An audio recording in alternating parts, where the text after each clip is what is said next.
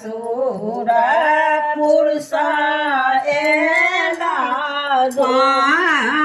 काजा दुलाहा भाए गेला दुआरे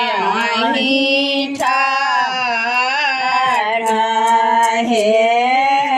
घर संबार भेली माये सोहागड़े कहू बाबू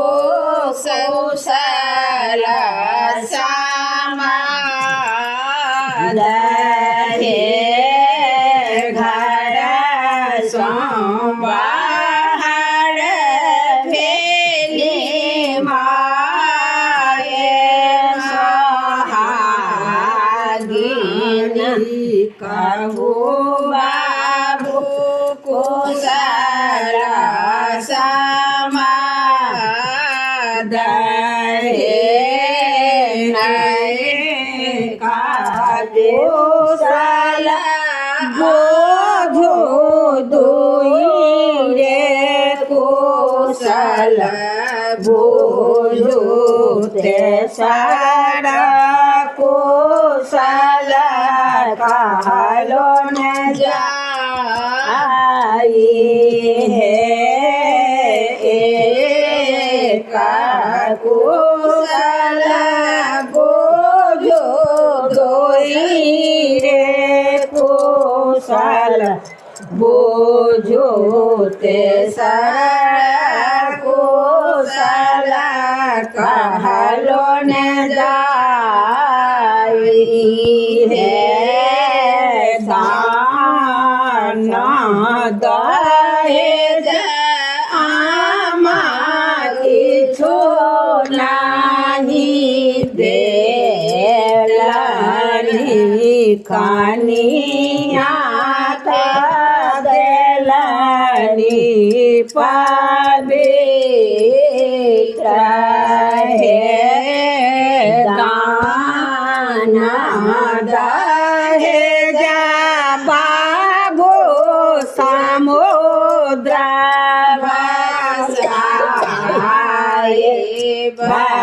कनिया लेबे कल पारान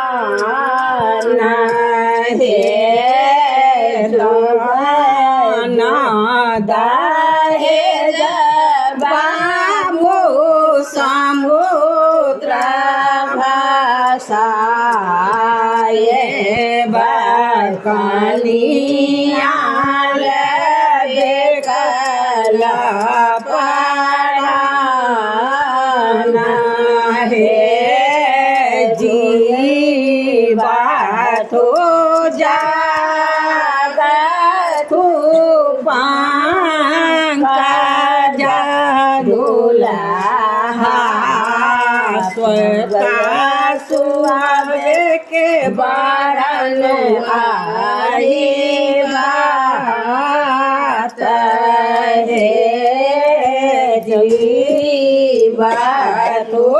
जागतु पंकज दुलाहा सता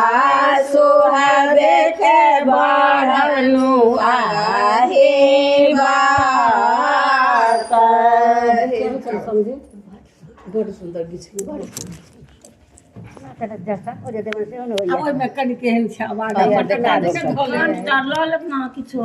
लॉन्ग कम लऽ लिअ हां जे छै कम भऽ बूढ़ जीवन भगवान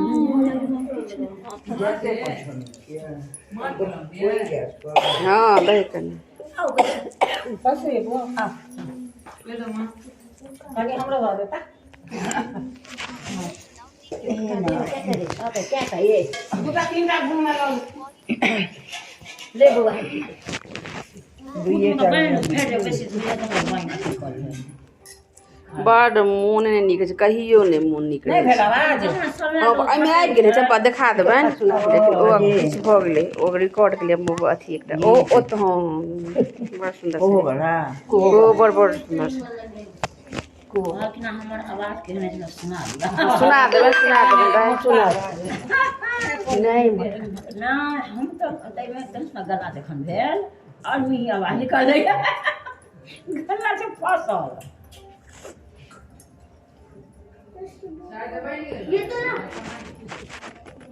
रह दे ना